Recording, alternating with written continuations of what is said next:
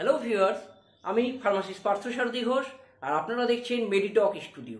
আজকে আমি রক্তের একটি খুব গুরুত্বপূর্ণ প্রোটিন বা উপাদান হিমোগ্লোবিন এই সম্পর্কে বলবো।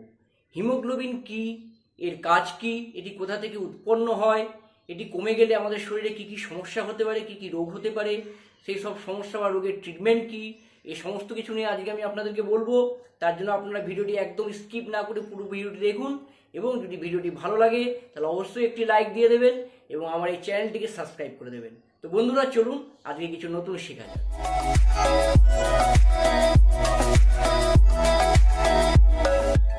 তাহলে বন্ধুরা, প্রথমে জেনে নেওয়া যাক এই হিমোগ্লোবিন কি।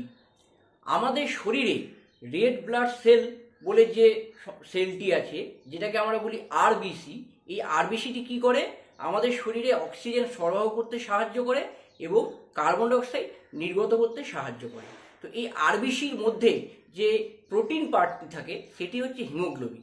এই হিমোগ্লোবিনটি দুটি পদার্থ নিয়ে গঠিত, একটি হচ্ছে হিম এবং আরেকটি হচ্ছে গ্লোবিন। হিম হচ্ছে আয়রন আর গ্লোবিন হচ্ছে প্রোটিন। এই হিম এবং গ্লোবিন এই দুটি নিয়ে হিমোগ্লোবিন গঠিত।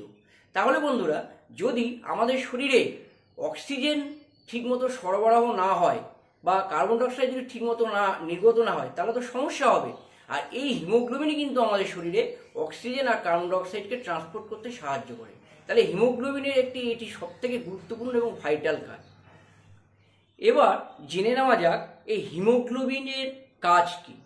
হ্যাঁ, আমি প্রথমেই বললাম যে হিমোগ্লোবিন আমাদের শরীরে অক্সিজেনকে সারা শরীরে ভালোভাবে সরবরাহ করতে সাহায্য করে এবং আমাদের শরীর থেকে কার্বন ডাইঅক্সাইড নির্গত করতে সাহায্য করে। এটি হচ্ছে হিমোগ্লোবিনের প্রথম এবং প্রধান কাজ। এছাড়াও হিমোগ্লোবিনের আরেকটি কাজ আছে, সেটি হচ্ছে হিমোগ্লোবিন আমাদের শরীরে বাফার হিসেবে কাজ করে। এর মানে কি? এর মানে হচ্ছে আমাদের শরীরে পিএইচ লেভেলকে মেনটেন করে হচ্ছে এই হিমোগ্লোবিন। এবার জেনে নেওয়া যাক এই হিমোগ্লোবিন কোথা থেকে উৎপন্ন হয়। আমাদের শরীরে যে বোন ম্যারো বলে যে জিনিসটি আছে, এই বোন ম্যারো থেকে কিন্তু আমাদের শরীরের বিভিন্ন রকম ব্লাড সেলগুলো তৈরি হয়। তেমনি আরবিসিও কিন্তু এই বোন ম্যারো থেকে তৈরি হয়। তো অ্যাকচুয়ালি এই বোন ম্যারোর একটি প্রাইমারি সেল যার নাম হচ্ছে প্রো এরিথ্রোব্লাস্ট, এই প্রো এরিথ্রোব্লাস্ট থেকে আরবিসি তৈরি হয়। এরপরে প্রো এরিথ্রোব্লাস্ট থেকে আরবিসি তৈরি হওয়ার পরে আরবিসি যখন ম্যাচিওর হতে থাকে তখন এই আরবিসির মধ্যে এই হিমোগ্লোবিন প্রোটিনটি তৈরি হয়। এইভাবেই আমাদের শরীরে হিমোগ্লোবিনটি তৈরি হয়। এরপর বন্ধুরা জেনে নেওয়া যাক যে আমাদের শরীরে কি কি কারণে হিমোগ্লোবিন কমে। তাহলে প্রথম কারণ হিসেবে যেটা বলতে হয় সেটি হচ্ছে আয়রন ডেফিসিয়েন্সি। আমাদের শরীরে যদি আয়রনের ঘাটতি হয় তাহলে কিন্তু আমাদের শরীরে হিমোগ্লোবিন কমতে থাকে। আমাদের শরীরে বিভিন্ন কারণে আয়রনের ঘাটতি হতে পারে। আমাদের শরীরে যদি বিভিন্ন রকম অনেক দিন ধরে ব্লাড লস হতে থাকে এরপরেও আয়রনে কিন্তু ঘাটতি হতে পারে। তো এই আয়রনের ঘাটতির ফলে আমাদের শরীরে কিন্তু আয়রন ডেফিসিয়েন্সি অ্যানিমিয়া হয়, আর এর জন্য কিন্তু হিমোগ্লোবিন কমতে থাকে এবং এই আয়রন ডেফিসিয়েন্সি অ্যানিমিয়া হয়। 2 নম্বর কারণ হচ্ছে ভিটামিন B12 ডেফিসিয়েন্সি। আমাদের শরীরে যখন ভিটামিন B12 যদি কোনো কারণে কমে যায় তাহলেও কিন্তু আমাদের শরীরে হিমোগ্লোবিন আস্তে আস্তে কমতে থাকে। 3 নম্বর হচ্ছে ফলিক অ্যাসিড ডেফিসিয়েন্সি।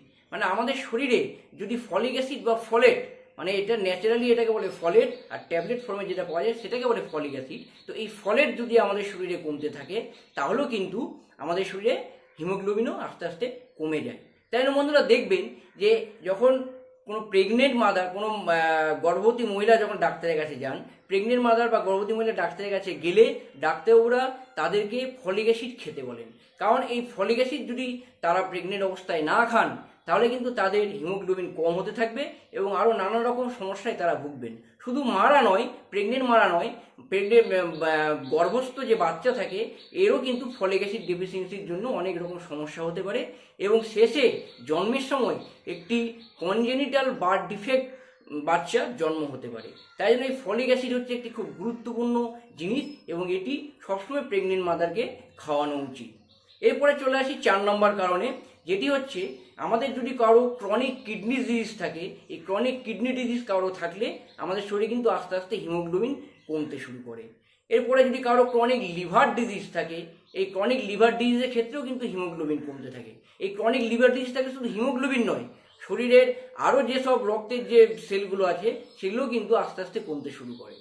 এরপর যাদের হাইপোথাইরয়েডিজম আছে, যারা থাইরয়েডে ভোগেন, এই হাইপোথাইরয়েডিজম থাকলেও কিন্তু আমাদের শরীরে আস্তে আস্তে হিমোগ্লোবিন কমতে শুরু করে।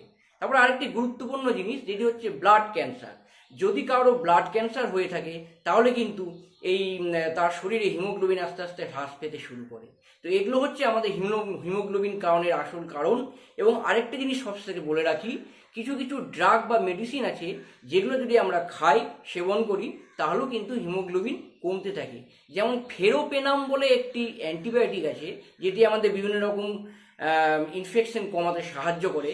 এই ফেরোপেনাম অ্যান্টিবায়োটিকটি যদি আমরা কন্টিনিউ খাই তাহলে এই অ্যান্টিবায়োটিকটির একটি সাইড এফেক্ট হচ্ছে এই অ্যান্টিবায়োটিকটি আমাদের শরীরের ব্লাড সেলকে, রেড ব্লাড সেলকে কমিয়ে দেয়।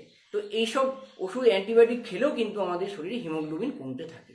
তো এগুলোই হচ্ছে আমাদের হিমোগ্লোবিন কমার কারণ। বন্ধুরা, এবার জেনে নেওয়া যাক আমাদের শরীরে হিমোগ্লোবিন কমে গেলে কি কি লক্ষণ প্রকাশ পায়। তো প্রথম যেটা লক্ষণ সেটি হচ্ছে দুর্বলতা। আমাদের যদি শরীরে হিমোগ্লোবিন কমে যায় তাহলে কি হবে, আমাদের শরীর দুর্বল হয়ে যাবে। আমরা যদি হাঁটাচলা করি তাহলে আমাদের দুর্বল লাগবে, যদি কোথাও বসেও থাকি তাও দুর্বল লাগতে পারে, যদি কোনো ভারী জিনিস তুলি তখন দেখবেন যে আমাদের দুর্বল দুর্বল লাগছে, সিঁড়ি দিয়ে ওঠা নামা করলে আমাদের দুর্বল লাগবে। তো এই দুর্বলতা হচ্ছে সব থেকে বড় একটি লক্ষণ। এরপরে 2 নম্বর যে লক্ষণ সেটি হচ্ছে আমাদের সবসময় ঘুম ঘুম ভাব হবে। সবসময় মনে হবে যে আমরা যেন একটু বসে থাকি, একটু ঘুমিয়ে থাকি, একটা ঝিমঝিম ভাব লাগবে, ঘুম ভাব লাগবে, এই জিনিসগুলো দেখা দিবে। 3 নম্বর কারণ হচ্ছে আমাদের শরীর মাথা ব্যথা করবে, মাথা ঘুরবে, মাথা ব্যথা করবে, এইসব জিনিসগুলো হবে। আর আরেকটি জিনিস হতে পারে সেটি হচ্ছে শ্বাসকষ্ট। যেহেতু আমি প্রথমেই বলেছিলাম যে হিমোগ্লোবিন আমাদের কি করে, রক্তের মধ্যে দিয়ে হিমোগ্লোবিন আমাদের অক্সিজেনকে সরবরাহ করে সারা শরীরে। যদি আমাদের হিমোগ্লোবিন কমে যায় তাহলে কিন্তু অক্সিজেন সারা শরীরে ভালোভাবে প্রবাহিত হতে পারবে না, তার জন্য কিন্তু আমাদের শ্বাসকষ্ট হতে পারে। তো এইসব কারণে হচ্ছে হিমোগ্লোবিন এগুলো হচ্ছে বিভিন্ন লক্ষণ যেগুলো হিমোগ্লোবিন কমে গেলে এই লক্ষণগুলো আমাদের শরীরে দেখা দেয়। এবার চলে আসা যাক যে এর ট্রিটমেন্ট কী। তো প্রথমে যদি চিকিৎসা বা ট্রিটমেন্টের কথা জানতে হয় তাহলে আমাদের কি করতে হবে, প্রথমে ব্লাড টেস্ট করাতে হবে। ব্লাড টেস্ট করিয়ে আমাদের প্রথমে দেখতে হবে যে কী কারণে এই হিমোগ্লোবিনটা কমছে। যদি আয়রনের জন্য হিমোগ্লোবিনটা কমে থাকে তাহলে আমাদের আয়রন সাপ্লিমেন্ট খেতে হবে, বা বিভিন্ন যে ন্যাচারাল খাবার আছে, শাকসবজি আছে, যেমন কলার মোচা আছে, থোর আছে, কুলেখাড়া শাক আছে, মাছ, রেড মিটের যে লিভার, এই সমস্ত খেলে আমাদের শরীরে কিন্তু আয়রন বাড়তে পারে। এর জন্য আয়রন ডেফিসিয়েন্সি থেকে আমরা মুক্তি পাই। তো এটা দেখতে হবে, যদি আয়রন কম থাকে তাহলে এটার পরিকার হিসেবে দেখতে হবে। তারপরে যদি ফলিক অ্যাসিড কমে যায় তাহলে ফলিক অ্যাসিডের পরে যদি হিমোগ্লোবিন কমে যায় তাহলে আমাদের ফলিক অ্যাসিড ট্যাবলেট কিনে খেতে হবে বাজার থেকে। তারপরে যদি দেখা যায় যে আমাদের কিডনি বা লিভার ডিজিজের ফলে হিমোগ্লোবিন কমছে তাহলে এই কিডনি, লিভার ডিজিজ এগুলোর জন্য ডাক্তারবাবুকে দেখাতে হবে। তারপরে আমাদের তাহলে হিমোগ্লোবিনটা বাড়বে। তার মানে আমাদের কি বোঝাচ্ছে যে বিভিন্ন রকম যে কারণগুলো বললাম হিমোগ্লোবিন কমে, সেই কারণগুলোর মধ্যে কোন কারণের জন্য আমাদের হিমোগ্লোবিনটা কমছে সেটাকে ব্লাড টেস্ট করে আমাদের জানতে হবে।